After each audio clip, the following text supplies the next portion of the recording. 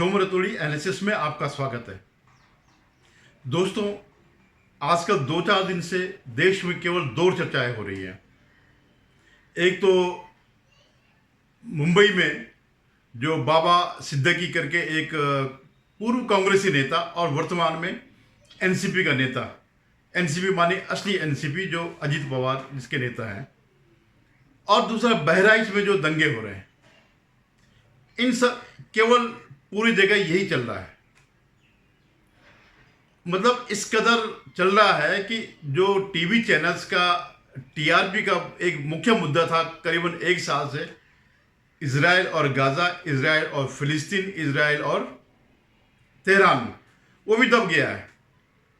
वो कभी कभार जब दंगा कम हो जाता है या ये जब घटनाएं हैं ये दब जाती तब जा करके उभर के आती हैं।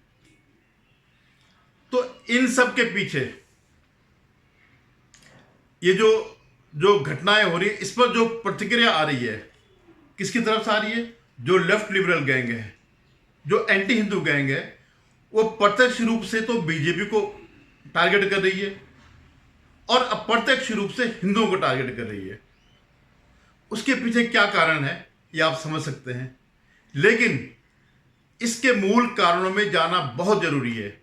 जो कुछ इस देश में जो सत्ताधीशों और राजनेताओं का और माफिया का जो गठजोड़ है, उसकी जब तक उसकी जड़ पे नहीं जाएंगे, दूसरा जब तक अल्पसंख्यक तुष्टीकरण की जड़ पे नहीं जाएंगे, तब तक आप इसका सही विश्लेषण नहीं कर पाएंगे, इसके मूल कारणों पे नहीं जा पाएंगे। और उसका मूल कारण केवल एक ही पार्टी है, वो है भारतीय राष्ट्रीय कांग्रेस। जवाहरलाल नेहरू से लेकर के राहुल गांधी तक इस देश का जो कुछ भी बुरा हो रहा है, जो कुछ भी ये सांप्रदायिक दंगे हो रहे हैं या जब भी इससे पहले हुए हैं, इसके लिए अगर कोई एकमात्र अगर दोषी है तो यही पार्टी है। इससे पूर्व मैं आगे इसका विश्लेषण करूं, मेरा आप लोगों से निवेदन है कि आप मेरे इस चैनल को सब्सक्राइब करिएगा, शेयर कीजिएगा, विशेषकर वे लोग जो चाहते हैं कि राष्ट्र एक विकसित भारत बने और जिन्हें बहुत बुरा लगा इस बात को लेकर के। मैं कईयों को जानता हूं जो इस बार बीजेपी के 2024 के जो चुनाव में कम सीट आई, उसका जो फर्क पड़ा है उससे बहुत लोग दुखी हैं, क्योंकि एक प्रचार चला, एक बड़ा गलत प्रचार चला और उसको लोगों ने मान लिया। उनकी कोई गलती नहीं है, क्योंकि अच्छे अच्छे लोग मान जाते हैं। तो खैर, उन लोगों से मेरा निवेदन है कि आप लोग इस चैनल को, मेरे चैनल को सब्सक्राइब करिएगा, शेयर कीजिएगा और कमेंट भी करेगा। धन्यवाद। अब मैं आता हूं, सबसे पहले मैं बहराइच में जो अराजकता फैली हुई है, जो कुछ हो रहा, जो आक्रोश सड़कों में दिख रहा है, उसकी मैं चर्चा करता हूं। इसके लिए मैं आपको 2 दशक पीछे ले जाता हूं। आपने गुजरात में सुना होगा ना, पिछले 2 दशकों से मोदी को कोसते हुए कि भाई गुजरात में जो है दंगे हुए, गुजरात दंगों का आरोपी मोदी, और सारी चीजें इस ढंग से पूरा एक वर्ग, पूरा एक मीडिया इस बात को प्रचारित करने में सफल हुआ कि मोदी ने जो है गुजरात में दंगे कराए। और खाली भारत में नहीं, विदेशों में भी जो है, इवन टाइम मैगजीन ने भी शायद कहीं पर लिखा था, एक मैंने देखा था, ग्रेट डिवाइडर ऑफ इंडिया, इस टाइप का। तो इन्होंने पूरे, और इस कदर कि अमेरिका वालों ने एज ए मुख्यमंत्री जब वो थे तो मोदी जी को वीजा तक नहीं आने दिया। तो मैं उसके पीछे की मानसिकता आपको बताता हूं क्या हुआ। आपको पता है कि गोधरा में 59 हिंदू तीर्थ यात्री जो अयोध्या से आ रहे थे उनको जिंदा जलाया गया, और उसके प्रतिक्रिया स्वरूप ये सब दंगे हुए। बहुत कम लोगों को पता होगा कि गुजरात के दंगे के पीछे कारण क्या था। ये सब चीजें थी, उसका कहीं कोई जिक्र नहीं है। जब भी गुजरात का जिक्र होता है, अहमदाबाद के दंगे और गुजरात के दंगों का जिक्र होता है, उसके पीछे के कारणों को कोई नहीं समझता कि क्यों दंगे हो रहे हैं। उसको बिल्कुल पूरी फौज लगा दी थी इस बात को सप्रेस करने के लिए कि मूल कॉज क्या था। पूरा तंत्र, कांग्रेस का पूरा तंत्र जो है इस बात पे लगा था। और वो दंगे जो हुए, सोचिए आप, 60 लोग जिंदे जलाए गए और उनका कहीं कोई एक शब्द, किसी की सहानुभूति नहीं थी उनके साथ। तो ये दंगे नहीं हो रहे थे। मैं दंगों को जस्टिफाई नहीं कर रहा हूं, लेकिन प्रतिक्रिया नहीं होनी थी। ऐसे ही बहराइच में भी क्या हो रहा है, यही हो रहा है। एक जो है राम गोपाल मिश्रा करके युवा, अभी 4 महीने पहले उसकी शादी हुई। उसने एक किसी भवन में एक हरा झंडा फहरा उतार करके उस जगह भगवा फहराया, और आप देखिए उसको जो है पकड़ करके बुरी तरह जो है प्रताड़ना दे करके, गोद करके, वो करके, फिर गोलियां मार करके उसको उसकी जान ले ली। बिल्कुल आप वही कल्पना करिएगा जब कभी जो विदेशी आक्रांता भारत में आते थे और भारतीयों के साथ क्या करते थे। आपने देखा होगा सिखों के साथ, जो सिख गुरु थे उनके साथ क्या नहीं किया, दीवार में चुनवाया गया, किसी को आरे से काटा गया, क्या नहीं किया गया। तो मतलब प्रवृत्ति आज भी वही है। आज आप भारत के, हिंदुस्तान के नागरिक हो, लेकिन मानसिकता वही वाली है, मध्ययुगीन मानसिकता, उसी किताब की मानसिकता है कि किस तरह से उसको मानना है। उसने ठीक है, उसने गलती करी, चलो माना, हम मानते हैं।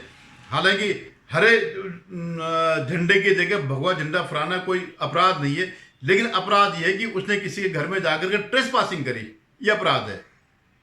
और आपने उसको टॉर्चर करके मार दिया, और फिर कर अरे साहब ये है वो है, उसने क्योंकि वो क्यों फहराया। पूरा जितना भी इनका लेफ्ट लिबरल गैंग है, जो हिंदू भी है, जो इस गैंग के मेंबर हैं, वो बार बार उस वीडियो को दिखा रहे हैं जिसमें वो झंडे को उतार करके, इनके मतलब हरे झंडे को उतार करके भगवा झंडा फहरा रहा। यार भगवा झंडा तो हमारे तिरंगे में भी है, हरा भी है उसमें, लेकिन ये कोई वो नहीं है। जब आप इस बात को वो करते हैं कि इसलिए ये उसको मारा गया, इस तरह आप जस्टिफाई करते हैं जैसे आपने गोधरा में किया था, तो उसके पीछे कौन सी मशीनरी थी? सारी मशीनरी कांग्रेस की थी। जो गुजरात हत्याकांड को, एक दंगों को जो है प्रायोजित दंगा दिखाने के लिए पूरी मशीनरी कांग्रेस की लगी है। इसीलिए मैं कहता हूं कि हर इस देश की सारी बुराइयों के पीछे कांग्रेस है, अकेली और अकेली कांग्रेस है। इनका तुष्टीकरण की जो नीतियां चलती हैं, तो उसके पीछे यह है। फिर आपको एक प्रवृत्ति और आपको दिखाई देगी। अक्सर जब शोभा यात्राएं निकलती हैं तो क्या कहा जाता, जब ये पथराव होते हैं, मतलब पथराव तो एक नियमित प्रक्रिया हो गई कि अगर शोभा यात्रा निकल रही तो नियमित प्रक्रिया के उसमें पथराव करना है। तो फिर क्या तर्क दिया जाता कि भाई वो मुस्लिम इलाकों से क्यों गए। कौन सा मुस्लिम इलाका भाई? मुस्लिम इलाका तो पाकिस्तान में चले गया, मुस्लिम इलाका भारत में कहाँ से आया? और जब आप नमाज पढ़ते, तो जब लाउड स्पीकर नमाज पढ़ते हैं, तो क्या वो केवल मुसलमानों के कानों में पढ़ता है? अगर आपका यही लॉजिक है कि क्योंकि वो विधर्मी है, उनके घर के सामने से नहीं जाना चाहिए, तो यही तर्क तो फिर ये भी है कि जब आप नमाज पढ़ते तो हिंदुओं के उसमें भी जाते हैं। हिंदुओं ने कभी वो नहीं किया, उन्होंने ज़्यादा प्रोटेस्ट किया होगा, कभी ऐसा नहीं किया होगा किसी को गोली मार दो, किसी जो भी मौली वोली जो भी वहाँ पे उसमें बैठते हैं, या तुम्हारे उसमें कभी पथराव किया हो। लेकिन तुम्हें इस बात का वो है कि मुस्लिम मोहल्लों से, वाह रे वाह, पूरा पाकिस्तान ले लिया, और अभी भी भारत में जो है मुस्लिम आबादी है। पहली तो जो सबसे बड़ी गलती इतिहास की ये है कि आपने विभाजन किया धर्म के आधार पर, फिर भी लोगों को रख दिया, जानने के लिए मजबूर नहीं किया, अदला बदली नहीं करी। अब हुआ क्या इसका? वहां हिंदू मर रहे हैं, पाकिस्तान में, बांग्लादेश में हिंदू होने की वजह से, और यहां भी हिंदू होने की वजह से हिंदू मर रहे हैं कि ये जो है अपना वो धर्म का पालन क्यों कर रहे हैं। तो दोनों जगह जो है, तो कौन इसके लिए दोषी? मोहनदास करमचंद गांधी और जवाहरलाल नेहरू और इनकी मंडली। आज इन दोनों की, इस कांग्रेस की वजह से सब लोग प्रताड़ित हो रहे हैं। और सिर्फ इतना नहीं है, जब ये कहते हैं कि हमारे मोहल्ले से क्यों निकाला, या हमारे इलाके से क्यों निकाला, या हमारी मस्जिद के सामने से, सबसे बड़ा इनका तर्क है कि हमारी मस्जिद के सामने से क्यों निकाला। आज इस देश की आधी से ज्यादा भूमि, आधी अगर नहीं बताते हैं कि सेना के बाद सेना के बराबर भूमि इन लोगों ने वक्फ बोर्ड के नाम पर हड़प ली। अब तुम तो हर जो पुराना रास्ता कोई भी होगा वहां पे मस्जिद खड़ी कर दो, मजार डाल दो, रेलवे लाइन पे डाल दो, उसके पे डाल दो, क्योंकि वक्फ बोर्ड ने कांग्रेस ने जो है जो वक्फ बोर्ड दे करके बिल्कुल एक इबारत लिख दी है इस देश के खात्मे की। अब आप बोलो आज कल हम यहां से जा रहे हैं, आज मस्जिद खड़ी कर दी, अब आप बोलो भाई ये रास्ता बंद, यहां से तुम अपने मंदिर नहीं जाओगे। यही पूरे देश में हो रहा है। आप गणना कीजिए, आप देखिएगा ये मस्जिदें कब बनी हैं, जिनके सामने से गुजरने पर जब ये बात करते हैं कि हमारे मस्जिदों के सामने क्यों जाते हो, वहां गाना क्यों बजाते हो, इस्लाम में हराम है। तुम्हारे तो सारे इस्लाम वाले तो फिल्म इंडस्ट्री में गाना बजाना नाचना सब कुछ करते हैं, लेकिन नहीं, हिंदू जो है अपना वो नहीं, अपने देश में हिंदू वो नहीं कर सकता। जिस रास्ते को तुमने कब्जा दिया, जिस वक्फ बोर्ड के नाम पर तुमने किसी को भी कब्जा कर लिया कि साहब ये वक्फ की जमीन है, अब वो जमीन तुम्हारी होगी, कल के दिन तुम कहोगे, कह ही रहे हैं। अभी वो तमिलनाडु में आपने देखे होगा, क्योंकि हम लोग हिंदू ऐसे होते हैं, अरे हाँ यार ठीक है हो गया, पूरे 90% आबादी हिंदुओं की, और वहाँ मंदिर और पूरा गांव उन्होंने कब्जा कर दिया वक्फ के नाम पर। या एक जगह ऐसा कि 90% वहाँ मुस्लिम आबादी है और हिंदुओं को जो है हिंदू वो निकालने की, पूजा पाठ करने की इजाज़त नहीं, अपने समारोह करने की इजाज़त नहीं। लेकिन क्योंकि हमें कोई फर्क नहीं पड़ता, वो तमिलनाडु कहाँ होगा, बहुत नीचे है। लेकिन ये प्रवृत्ति है। कौन लाया है वक्फ बोर्ड? ये कांग्रेस लाई। किसने ये अपीसमेंट का वो किया? कांग्रेस ने लाई। पूर्णतया दंगों के लिए, किसी भी किस्म के दंगों के लिए 47 से लेकर आज तक सिर्फ कांग्रेस और कांग्रेस की नीतियां जिम्मेवार है। भयंकर। कभी आप वक्फ, हम लोग बहुत वो है, कभी वक्फ बोर्ड को जानो तो सही, वक्फ बोर्ड के कानून क्या है आपको पता भी नहीं चलेगा।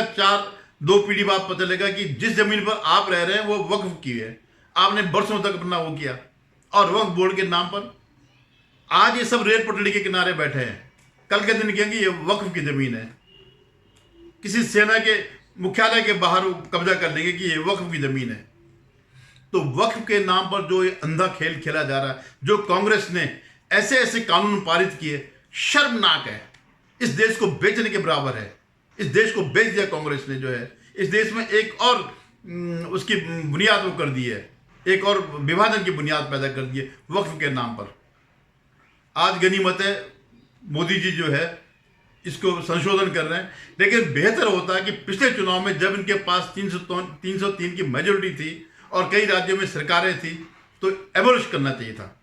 और जिसने वक्फ में जिसने दिया है वो जमीन उनके पास जरूर है, कि माना किसी ने भगवान के अपने प्रभु के जो भी इनका वो है खुदा के नाम पर दी है कल्याणकारी कार्य के लिए, वो है तो वो ठीक है, उसका रिकॉर्ड रखो और वो उनको दे दो, वो करे उसका। लेकिन किसी को भी आपने मजाक बना दिया और वो जमीन तुम्हारी हो गई। कहीं पर मस्जिद खड़ी कर दी, वो किसा भी वक्त की जमीन है। 47 के बाद की कोई भी वो नहीं है, एक भी इनकी कोई मस्जिद जो है जायज़ नहीं है, या तो वही जायज़ है जिसको उन्होंने खरीद करके लाया हो। अभी आपने देखा शिमला जैसी जगह में या पहाड़ों में मस्जिदें खड़ी हो रही है, कहाँ से आ रही? कौन सा तुम्हारे पास पेपर है? कौन सी तुमने जमीन खरीदी और क्यों बना रहे हो भाई? तुम्हारी आबादी वहां पर कितनी है? जो देवभूमि है उनकी क्या आबादी है? किसके लिए बना रहे हो? ये सिर्फ कांग्रेस की जो है वो है पूरा देश को जो है इस्लामिक राष्ट्र दोबारा बनाने का। ये जो राहुल गांधी जो करता रहता है, आप ये मत सोचिए वो किसी दलित, ओबीसी, आदिवासी, सवर्ण वर्ण किसके लिए करेगा, नहीं। इनका सिर्फ ये है जो इसके परनाना ने शुरू किया था एजेंडा, जब सोमनाथ मंदिर के निर्माण पर वो बाधा डाल करके उसको भी पूरा कर रहा है। हिंदुओं को बांट दो और मुसलमानों के साथ फिर जो मर्जी कानून बना दो। जैसे वो अभी जो नहीं पास हो पाए, मैंने कई बार जिक्र किया था, वो दंगों पर एक इन्होंने कानून बनाया था, कम्युनल वायलेंस बिल करके, जो है जिसमें सारा दोष जो है हिंदू पर डाल दिया था। तो ये तो रही ये बात है। उसको छुपाने के लिए जिस ब्रूटलिटी से उन्होंने राम गोपाल मिश्र को मारा, उसको छुपाने के लिए ये सारा प्रोपेगेंडा फैलाया जा रहा हिंदुओं के खिलाफ। उनकी भी स्वाभाविक वो है भाई। और फिर आप कहते साहब अभी जो यति नरसिंह करके कुछ जो गाजियाबाद दासना में है, तो उन्होंने कुछ कहा और ये उसके खून के प्यासे हुए। तो जुबैर ने अपना वो भेज दिया था सारा, वो उसका वीडियो जगह जगह भेज दिया। जैसे इस बार भी जुबैर ने जस्टिफाई किया है कि इसलिए क्योंकि उसका वो निकाला और ये सूचना है, ये नहीं कहा उसने कि, लेकिन वो सूचित कर रहा है भाई देखो तुम्हारे पास में मैटर दे रहा हूं, ये जस्टिफाई करने के लिए कि जो इसको मारा गया वो सही था।